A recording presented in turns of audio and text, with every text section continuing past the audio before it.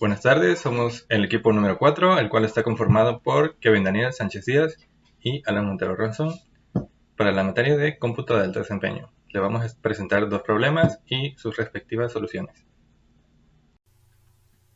El análisis de aprovechamiento que nos tocó realizar a nosotros es sobre el envasado de cajas de refresco.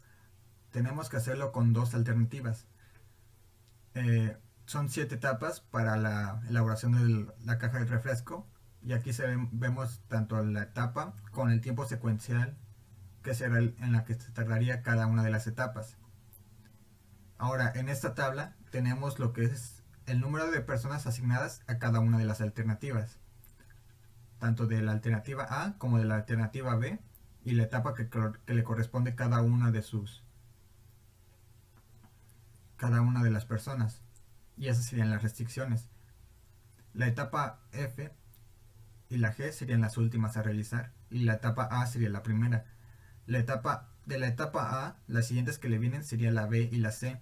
Después de la B viene la E. Después de la E viene la F. Después de la C viene la D, y después de la D viene la G.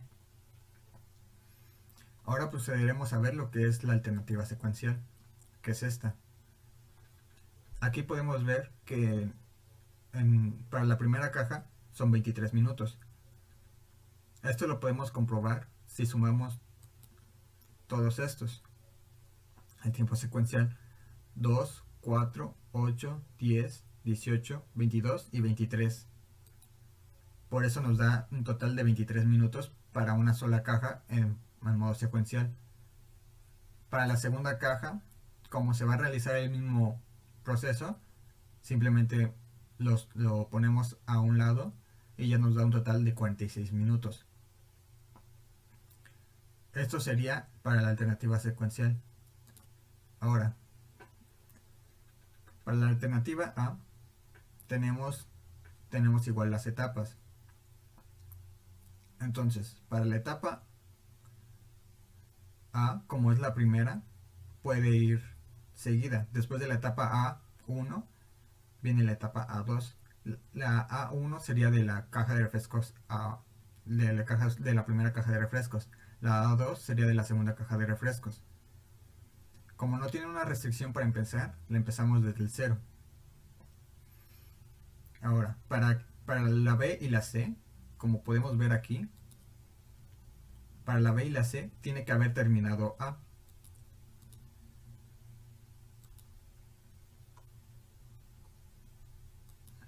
Por eso, para comenzar la C1 y la B1, tenemos que haber terminado A1.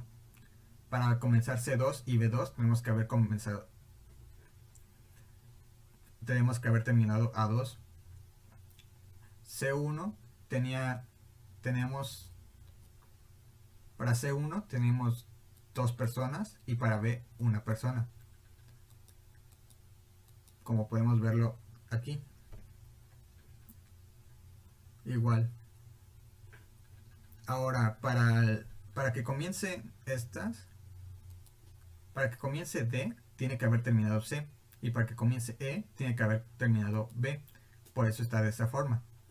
Para que empiece D, tiene que haber terminado C. Aquí ya terminó C. En el punto en el que este comenzó, ya terminó C. Por eso va aquí. Y en el momento en el que terminó B, y este empieza en el momento en el que terminó B. Lo mismo para el 2.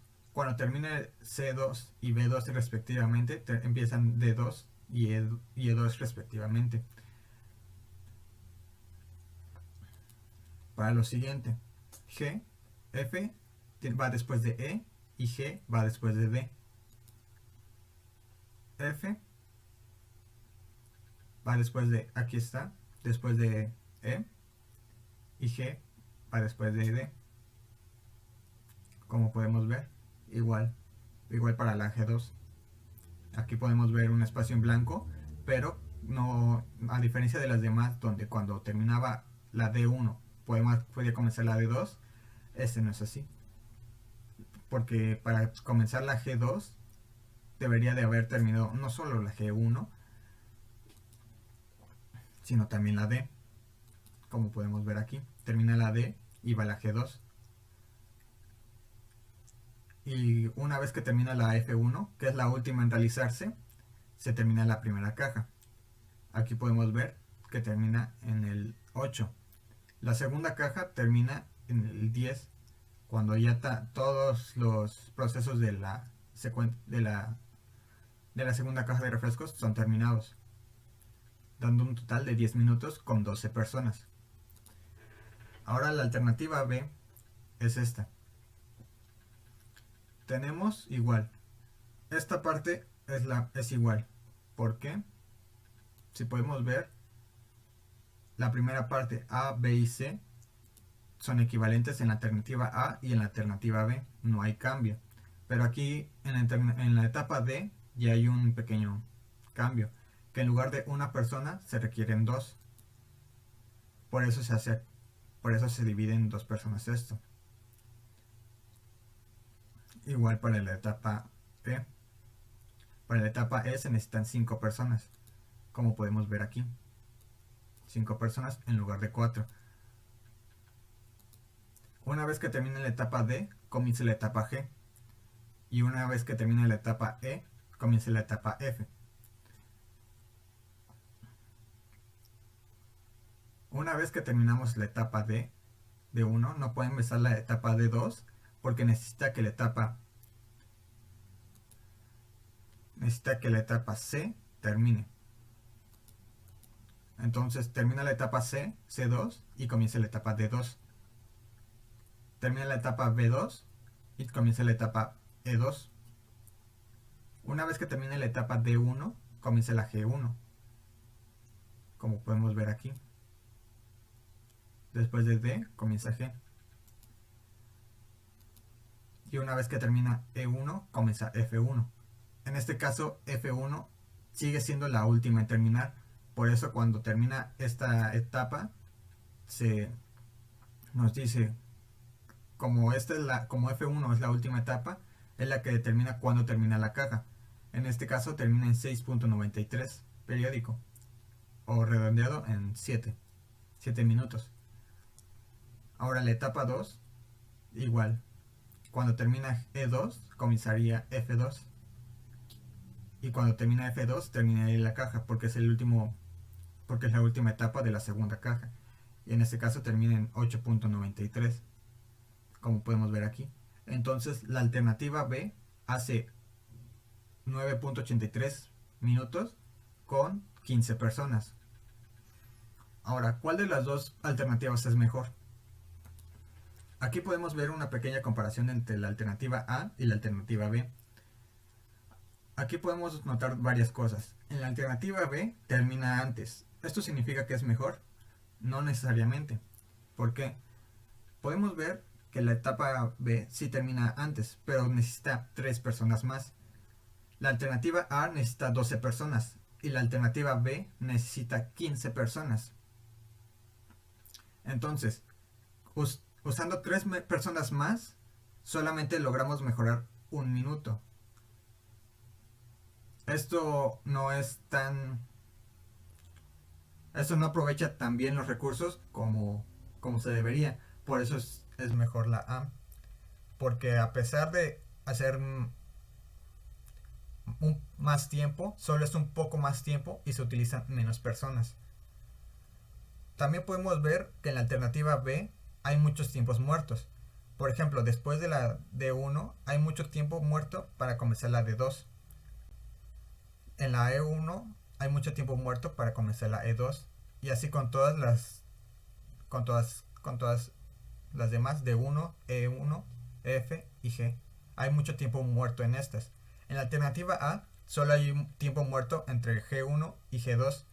Pero el tiempo muerto en G1 y G2 no importa mucho porque F1 es la etapa final y cuando termina G2 todavía no termina F2. Por lo tanto, aunque haya mucho tiempo muerto entre G1 y G2, no afecta realmente al tiempo en general. Ahora comenzaremos a verlo de una forma más aritmética. Primero calcularemos el speedup de A como el speedup de B. Para calcular el speedup de A, vemos cuánto tiempo tardó el secuencial en terminar el secuencial, podemos ver que son 46 minutos. Y lo dividimos por el tiempo en el que terminó el A, la alternativa A. La alternativa A terminó en 10 minutos. Y para la B sería algo similar. Calculamos el tiempo en el que terminó el secuencial y lo dividimos por el tiempo en el que terminó B. Aquí tenemos el speedup de A es 4.6 y el speedup de B es 5.15. Ahora calcularemos el ideal. El ideal es igual al speedup ideal menos el speedup obtenido. El ideal lo tomamos como el número de personas que participaron en cada alternativa. En el ideal A. Entonces calculamos la diferencia, que es el ideal A menos el speedup A, que es el que obtenemos aquí. Igual con el B. Entonces la diferencia en A es 7.40 y la diferencia en B es 9.85. Podemos aquí ver que la diferencia en A es mejor porque la alternativa A es mejor porque está más cercano al 0 que la alternativa B. Si esto no es suficiente, podemos verlo usando eficiencia, y la eficiencia que se calcula con el speedup de la alternativa sobre el speedup ideal multiplicado por 100. Aquí tenemos el speedup de A sobre el ideal por 100, igual con B, el speedup de B sobre el ideal de B por 100, lo que nos da que la eficiencia de A es un 38.33 y la eficiencia de B es un 34.33. Aquí podemos ver que la eficiencia de A es superior, utiliza mejor sus recursos o los aprovecha mejor. Y finalmente lo podemos ver aquí con la justificación gráfica. Aquí tenemos que la diferencia del A, esta sería la alternativa A en la que llegó, se necesitaron 12 personas y este sería lo que logró aquí. Eso sería lo esperado, el ideal esperado, y ese sería lo obtenido, el speedup obtenido. Igual con este. La diferencia sería, este sería el ideal esperado y este sería el obtenido, 9.85. Entonces claramente podemos ver la diferencia, ¿no? Que en la diferencia en este es mucho menor a la diferencia en este. Por lo tanto, la alternativa A es mejor. Hola, yo soy Alan Montero, miembro del equipo 4, y les explicaré la segunda parte de nuestro problema. Ok, suponiendo que para realizar un cálculo matemático sumamente complejo, se tuvo que implementar un programa paralelo, el cual fue sometido a un proceso de testing, dando como resultado los siguientes tiempos. El tiempo secuencial es de 24 horas, el tiempo paralelo con 4 y 8 procesadores es de 24 horas, el tiempo paralelo con 12 y 16 procesadores es de 26 horas, y el tiempo paralelo con 20 y 24 procesadores es de 28 horas. Ok, el primer paso es realizar una tabla con los speedups de cada prueba, el cual se obtiene dividiendo el tiempo secuencial entre el tiempo paralelo. Entonces tenemos que con 4 y 8 procesadores el speedup es igual a 1. Con 12 y 16 procesadores el speedup es igual a 0.9230. Y con 20 y 24 procesadores el speedup corresponde a 0.8571. Después vamos a graficar el setup ideal, el cual está indicado en azul.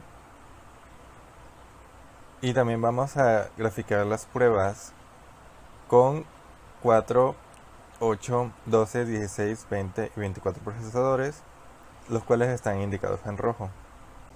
Como vemos, en el eje de las Y se encuentra el speedup y en el eje de las X los procesadores. Y tenemos que con 1 4 y 8 procesadores, el speedup corresponde a 1.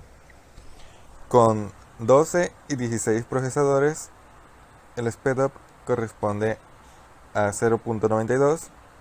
Y con 20 y 24 procesadores, el speedup corresponde a 0.85.